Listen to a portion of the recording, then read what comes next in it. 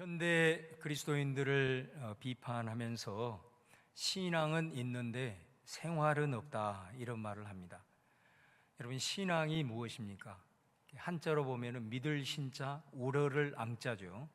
그래서 기독교 신앙은 예수님을 믿고 따르는 것, 바로 이것이 기독교 신앙입니다. 우리가 예수님을 믿음으로 구원을 받았으니 이제 우리가 하나님의 자녀가 되고 천국 백성이 된 줄로 믿습니다. 이것이 아주 기쁜 소식이죠. 죽을 수밖에 없는 운명에서 완전히 역전하는 하나님의 절대적인 은혜, 어떤 기쁨으로도 표현할 수 없게 이거를 우리는 복음이라고 이야기를 합니다. 그러므로 예수님을 믿어 구원을 받았으니 이제는 그 예수님을 따르는 그런 생활로 이어져야 합니다. 왜냐하면 우리가 예수님을 믿을 때에 그 구원의 보증으로 성령님을 주셨다, 이렇게 사도 바울을 통해서 말씀하기 때문입니다. 성령이 누구십니까? 예수님의 영이지 않아요. 그래서 이 말씀은 우리가 예수님을 믿어 구원을 받으면 그때부터 내 안에 예수님이 거하시고 바로 예수님의 영이신 성령님의 통치를 받게 된다. 성령님의 통치를 받아 살아가는 삶이 신앙 생활인 줄로 믿습니다. 그래서 바울을 통해서 하나님이 말씀을 하시죠. 네가 구원을 받고 구원을 받는 네 삶을 통해서 구원을 확증해라. 네가 구원받았음을 너의 삶을 통해서 날마다 확증하며 살아라 라고 권면하고 있는 것을 보게 됩니다. 현재 우리 한국 교회가 왜 이렇게 힘을 잃어가고 있습니까? 여러 가지 이유가 있겠지만은 가장 근본적인 이유 중에 하나가 예수님을 믿으면 구원을 받는다는 이 은혜의 복음은 힘있게 전했지만은 구원을 받음으로 우리 안에 거하신 성령님으로 인해서 그 성령님의 다스림을 받아 살아가는 삶, 다시 말하면 신앙과 생활이 뗄래야 뗄 수 없는 관계로 연결되어 있다라고 하는 사실을 은혜의 복음 못지않게 가르치지 못했던 모습이 있었다라는 것입니다. 목사도 그렇고 성도님들도 그렇고 이게 설교에만 지나치게 의존을 하다 보니까 우리가 구원받은 자로서 구체적으로 살아가는 생활이 어떠해야 하는가라는 것을 관념적으로만 막연하게 알고 있는 경향이 많다라는 것입니다. 예를 들어서 우리가 하나님의 말씀을 통해서 구체적인 삶으로 들어갔을 때, 예를 들어서 우리 청년들이 배우자를 위해서 이제 이성 교제를 하잖아요. 그리스도인들은 어떻게 이성 교제를 해야 될 것인가, 이런 구체적인 가르침들이 있어야 하고, 또 그런 가르침을 받고 우리가 삶을 살아가면서 생활로서 이런 구체적인 삶들이 적용이 되어져야 된다는 거죠. 또 우리 모두가 이제 어느 시점이 되면 직장 생활을 하게 되는데 그리스도인의 직업 정신이 무엇인가, 이런 것들에 대한 구체적인 가르침이 있어야 하고 그런 나눔들이 있어야 하고 그 배움들을 통해서 그리스도인은 세상 사람들과는 다르게 성경을 통해서 이런 직업 윤류가 있구나, 이런 직업의 비전이 있구나 라는 것을 구체화시켜야 된다는 거예요. 지금 우리가 전 세계에 일어나는 이런 기후재해, 너무너무 심각한 상황인데 그 심각한 상황은 알면서도 우리가 우리들의 삶에서 이 기후재앙을 어떻게 대처를 해야 될 것인가 라고 하는 구체적인 삶의 문제로 들어가는 데 있어서는 사실 너무 빈약하다라는 것입니다. 그럼 우리가 어떻게 해야 될까요? 그 중에 한 가지는 이거죠. 우리가 설교를 통해서 말씀의 의미를 알았다면은 이제 우리 소그룹을 통해서 그것을 삶으로 연결하는 작업을 해야 된다라는 것입니다. 설교를 통해서 우리가 살아가야 될 어떤 삶의 방향을 붙잡았다라고 한다면 개인적으로 그 말씀을 가지고 내 삶에 비추어서 고민해야 된다는 거예요. 그리고 소그룹을 통해서 나누고 또 말씀 훈련을 통해서 토론하고 그러면서 생활에 구체적으로 적용을 이루어야 하는 작업이 우리 한 사람 한 사람에게 있어야 한다라는 것입니다. 저는 우리 예배 후에 말씀을 듣고 나서 우리 소그룹이 여러분의 신앙이 생활로 연결되는 길이라는 것을 꼭 기억을 했으면 좋겠어요. 정말로 신앙이 생활로 이어지기를 원한다면 오늘 제가 권면했던 것처럼 개인적으로 말씀을 붙들고 좀 고민도 하고 그룹으로 같이 토론도 하고 또 삶을 나누는 그런 자리에 참여할 수 있기를 주님의 이름으로 축원을 드립니다. 저는 그 기대를 하면서 오늘 본문으로 들어가기를 원합니다. 오늘 말씀은 스데반이 거짓으로 고발을 당해서 신문을 받습니다. 스데반 자신이 변론을 하는 거예요. 그 내용이 7장의 내용인데 이 7장은 한편의 긴 설교입니다. 근데 이 7장을 읽어보면 이와 비슷한 설교를 사도행전에서 발견하게 되는데 바로 2장에서 베드로 설교와 매우 내용 자체가 유사한. 그런데 그 베드로의 설교를 듣고 사람들이 어떤 반응을 했느냐면 사도행전 2장 37절에 보시면은 그들이 이 말을 듣고 마음에 찔려 베드로와 다른 사도들에게 물어 이르되 형제들아 우리가 어찌할꼬 하거늘. 사람들의 마음이 찔린 거예요. 찔리고 난 다음에 그러면 우리가 어떻게 하면 좋겠느냐고. 그때 베드로가 너희들이 회개하고 세례를 받으라. 그러면 성령을 선물로 받고 구원을 받게 될 것이다. 그러자 사람들이 그 말에 순종해서 다 회개합니다. 그리고 세례를 받고 그로 인해서 신도의 수가 3,000이나 더하더라. 이런 놀라운 기적과 같은 역사가 일어나게 됩니다. 그런데 7장에서 정말 이 스데반이 베드로 못지않는 명설교를 합니다. 그런데 사람들의 반응은 어떠했느냐면 사도행전 7장 54절과 57절을 보면은 그들이 이 말을 듣고 마음에 찔려 그를 향하여 이를 갈거늘 57절에 그들이 큰 소리를 지르며 귀를 막고 일제히 그에게 달려들었다 이렇게 말합니다. 여러분 정말 명설교를 듣고 한 무리의 사람들은 마음에 찔려 회개하고 예수님을 믿고 하나님의 백성이 되는 역사가 일어나는데 또 한편에서는 설교를 듣고 마음에 찔린 것은 같았는데 이를 갈았답니다. 그리고 이 사람들이 돌을 들어서 그 설교를 하고 있는 스데반을 향하여서 던지며 달려들 때 굉장히 특이한 장면이 나오죠. 귀를 막고 달려들었다. 얼마나 그 소리가 듣기 싫었으면 귀를 막고 돌을 들고 달려서 이를 갈면서 돌을 던졌겠느냐라는 거예요. 결국 여러분 스데반은 이 설교를 하고 돌에 맞아 순교를 당하게 됩니다. 도대체 스데반의 설교의 내용이 어떤 내용이었길래 이런 반응이 나타나고 있는가? 여러분 참 궁금하시죠? 이 스데반의 설교를 앞으로 몇 시간에 걸쳐서 여러분과 함께 나누게 될 터인데 이 설교를 들으시면서 여러분이 어떤 반응을 할지 저도 매우 궁금합니다. 간절히 바라기는 감동이 되고 우리가 어찌할꼬 이런 은혜의 반응이 있기를 바랍니다. 이를 갈지 않기를 바랍니다. 귀를 막고 이런 반응이 일어나면 안 되거든요.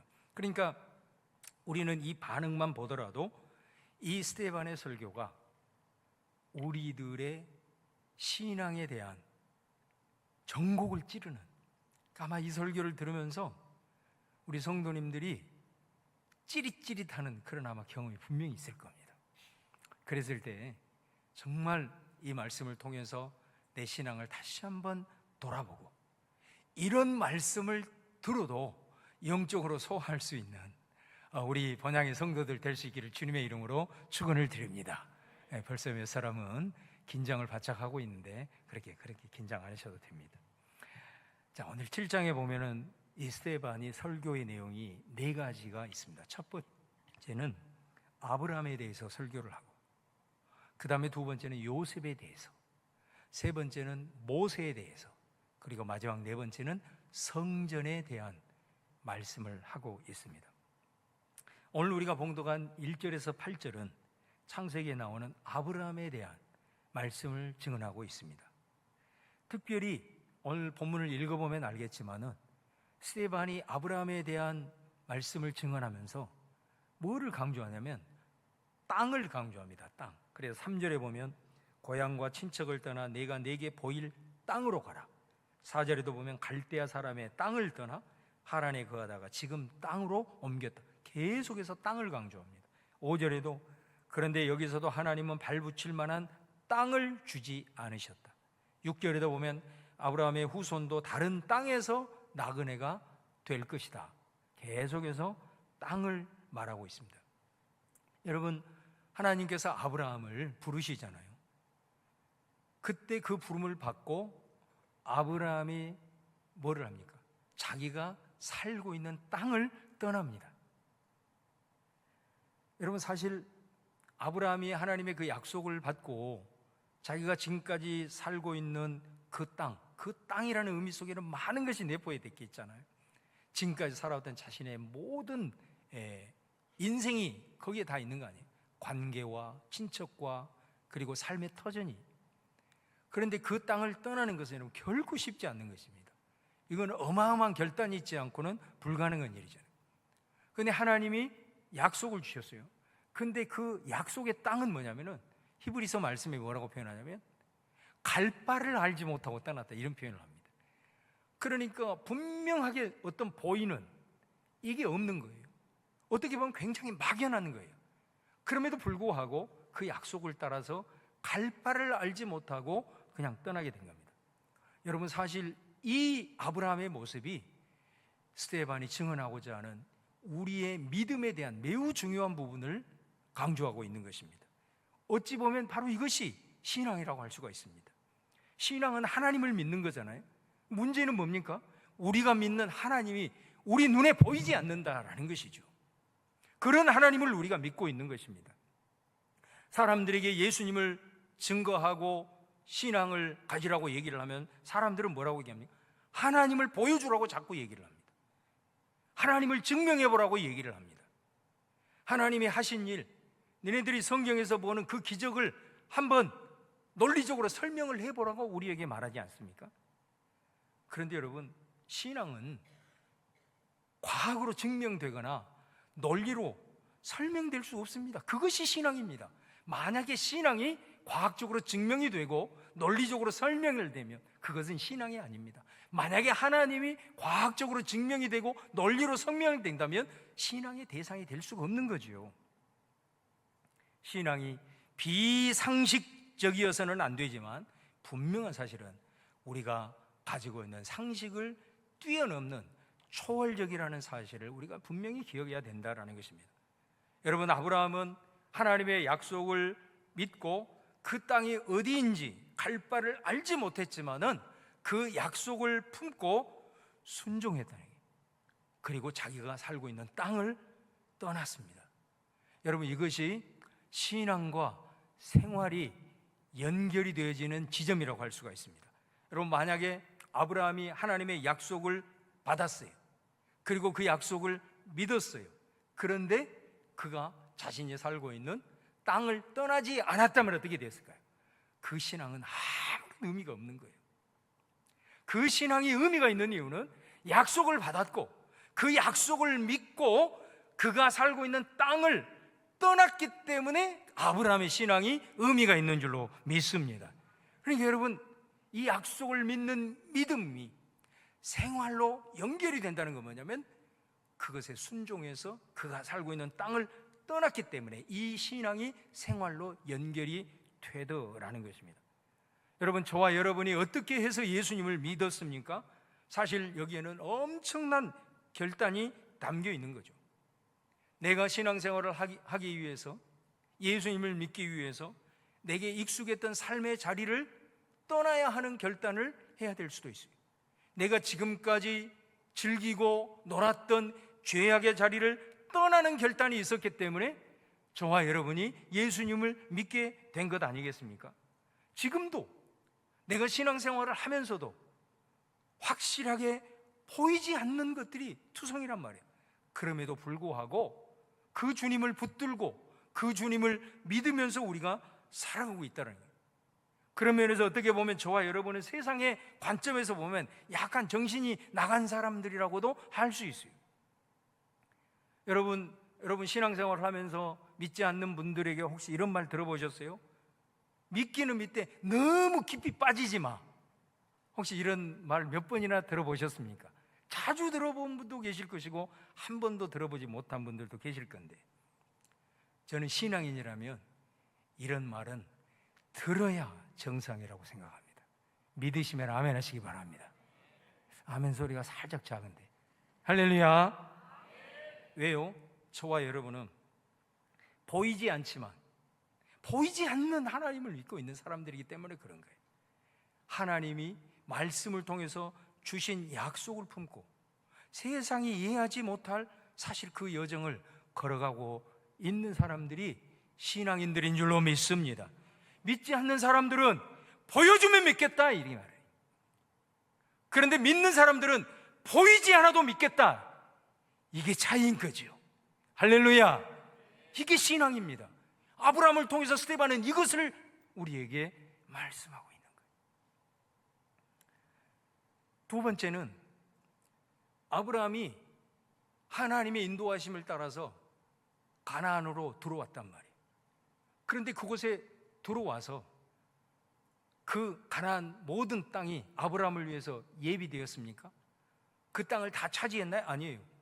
그 땅에는 땅을 소유하고 차지하고 있는 원주민들이 있었어요. 아브라함은 사는 동안 그 가나안 땅을 거의 차지하지 못합니다.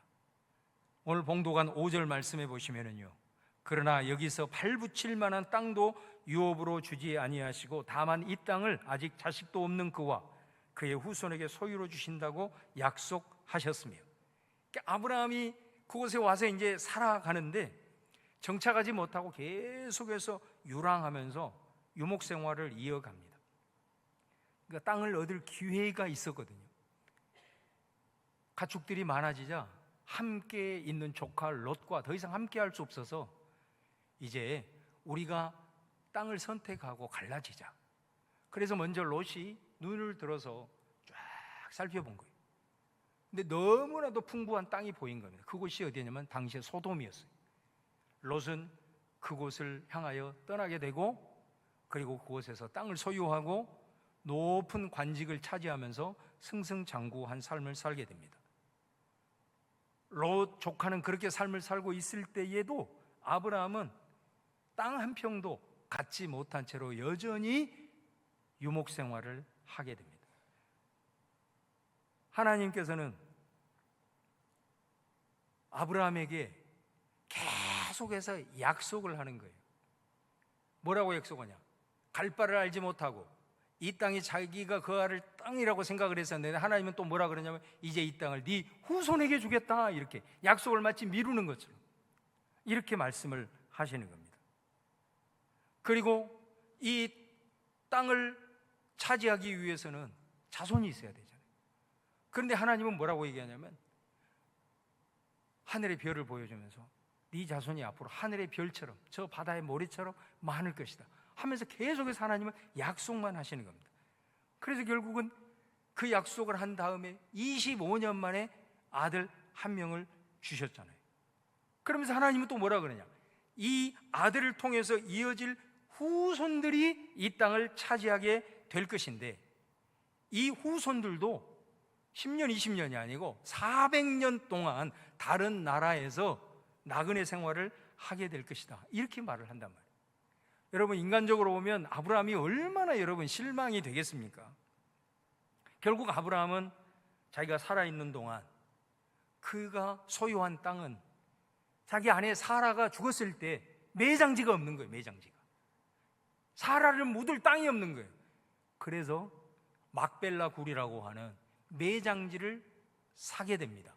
그게 아브라함이 차지한 유일한 소유였습니다. 땅이었다라는 것입니다. 여러분 어떠십니까? 아브라함의 삶은 어찌 보면 하나님을 믿는 저와 여러분의 삶을 비추어주는 거울과도 같습니다. 아브라함의 삶을 통해서 스데반은 말해요. 신앙이라고 하는 것은 하나님의 약속과 현실 사이에서 선택의 연속이다 라는 메시지를 던지는 거예요. 하나님의 약속은 있어요. 그런데 내가 처한 현실은 약속과 너무가 괴리가 큰 거예요. 그 사이에서 우리는 선택하면서 사는 겁니다. 그럼에도 불구하고 내가 하나님의 그 약속을 붙들고 나아갈 것이냐, 아니면 그 약속을 내려놓고 현실을 선택할 것인가에 이 여정이 우리들의 신앙의 여정이라는 것을 아브라함의 삶을 통해서 보여주고 있다는 것입니다. 여러분, 우리가 하나님을 믿는 것은 하나님께서 우리에게 주신 약속을 믿는 것이라 그러죠. 그 약속이 이루어지는 것을 우리는 응답이라고 얘기합니다. 우리가 응답을 받으면 간증을 하고 하나님께 영광을 돌리잖아요. 그런데 아브라함을 우리는 뭐라고 얘기하죠? 믿음의 조상이라고 얘기하죠. 그 말은 우리 믿음의 모델이다 이 말이에요. 최고의 신앙이다라는 거잖아요. 그런데 아브라함을 보세요. 그에게 받은 수없는 약속이 있었어요. 그런데 그가 그 약속에 응답을 받았나요? 응답 받은 게 뭐가 있나요?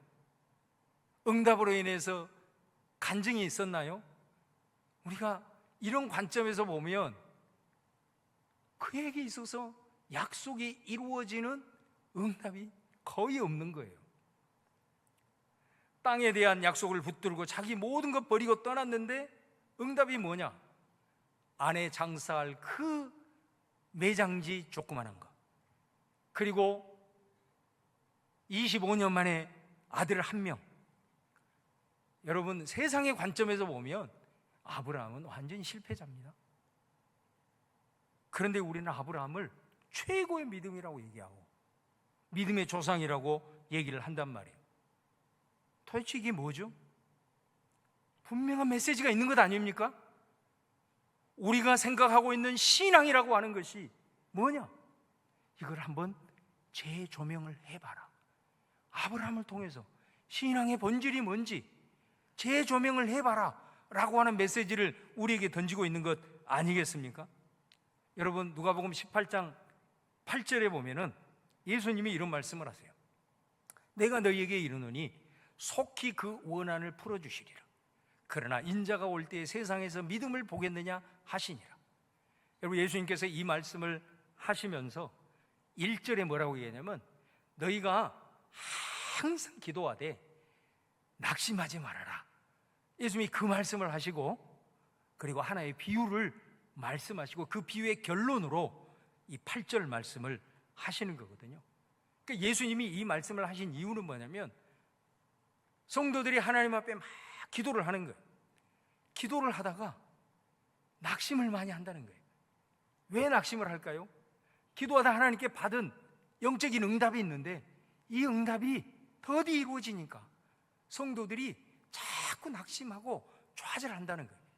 그러면서 하나님께서 그런 성도들을 향하여 이 비유의 말씀을 통해서 불의한 재판관이 힘없는 과부가 뇌물을 주지 않고 줄 돈도 없어서 몸부림을 치면서 억울함을 호소할 때도 아무리 불의한 재판관이라도 그 억울함을 들어주겠거든. 하물며 너희 하나님 여호와 아버지 반드시 너희 원한을 풀어주겠다라고 하는 말씀을 하시고 나서 한마디를 덧붙이시는 거예요. 예수님이. 그러나 인자가 올 때에 세상에서 믿음을 보겠느냐 질문을 하시는 겁니다. 이 말씀의 의미가 뭘까요? 인자가 올 때에, 이 말은 내가 다시 올 때, 내가 다시 너희들 가운데 재림하게 될 때, 그때에는 너희들에게 많은 어려움이 있을 거야. 지금보다도 그 믿음 자체를 지켜나가는 것에 있어서도 힘든 그런 상황이 너희들에게 올 거야. 자, 그랬을 때 내가 정작 그 어려운 어려운 상황과 힘든 여정 속에서 내가 정작 이 땅에 왔을 때 그 순간 속에서도 믿음을 지키는,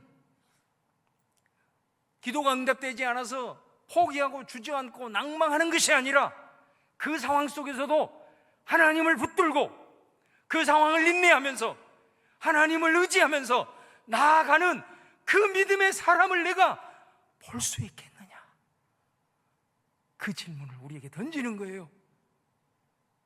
내가 다시 왔을 때 너무나도 힘든 상황이 너희들에게 펼쳐질 텐데 그 속에서 믿음을 잃지 않고 그 속에서도 나를 붙들고 나를 의지하고 인내하며 살아가는 하나님의 사람들을 내가 몇 명이나 보겠느냐? 예수님이 그 질문을 하는 거예요. 지금 여러분, 좋은 신앙이 뭘까요? 기도하는 것마다, 약속을 받는 것마다 다 응답되어서 간증을 많이 하는 것일까요?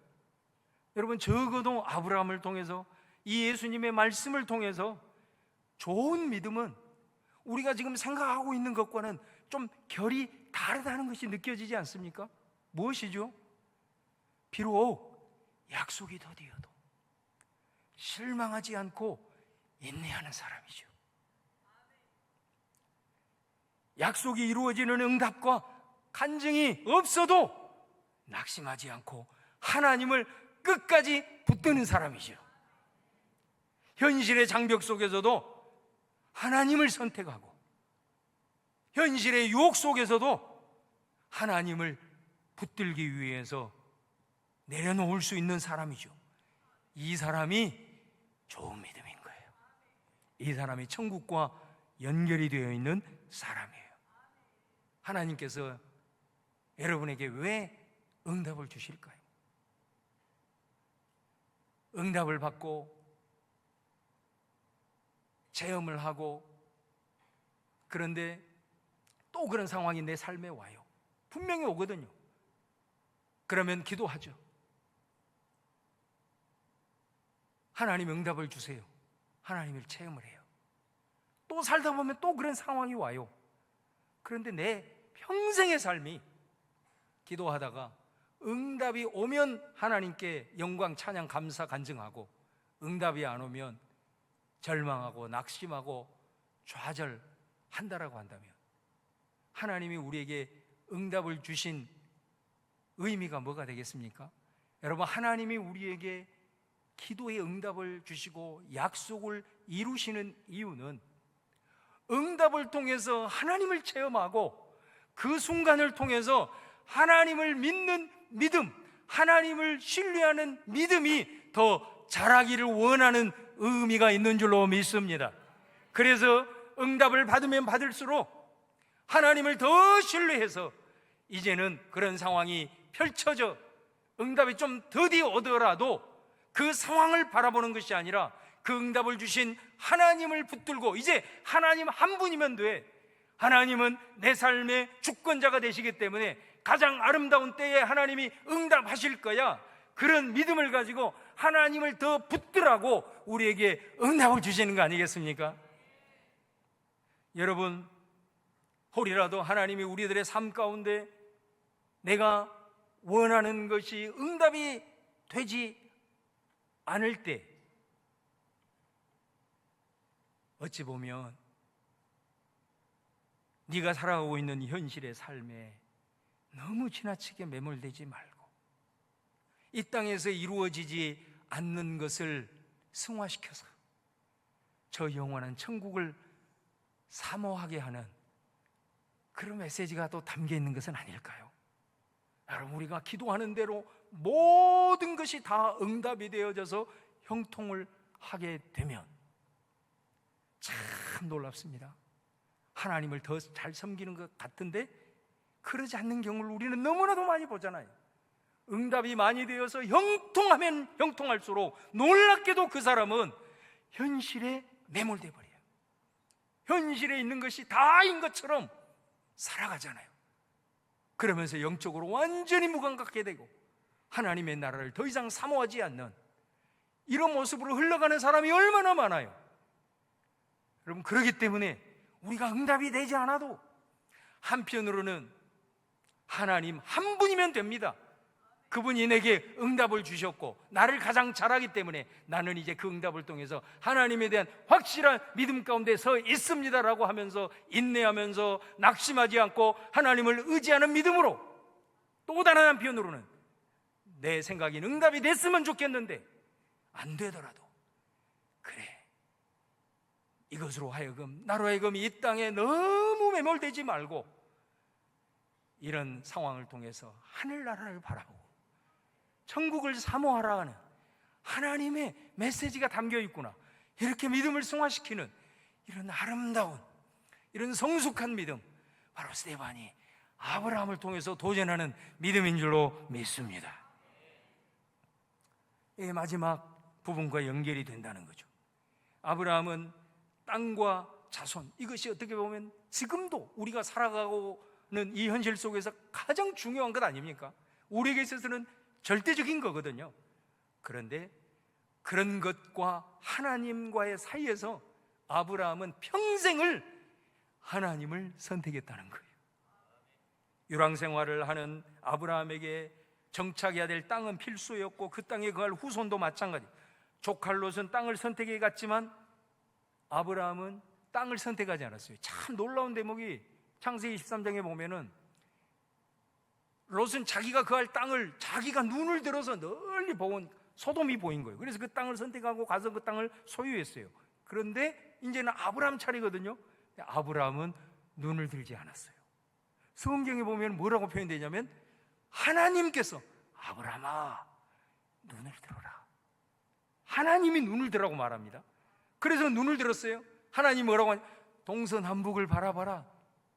그래서 동서남북을 바라보게 된 거예요. 땅을 선택하지 않았어요. 하나님을 선택한 줄로 믿습니다. 아브라함은 창세기 22장에서 25년 만에 주신 독자 이삭을 바치라고 했을 때 독자를 선택하지 않고 하나님을 선택한 줄로 믿습니다. 아브라함이 약속받았기에 순종하고 떠났습니다. 그러나 그는 땅을 얻을 순간에, 자식을 잃은 순간에 그것들을 선택하지 아니하고 하나님을 선택했다.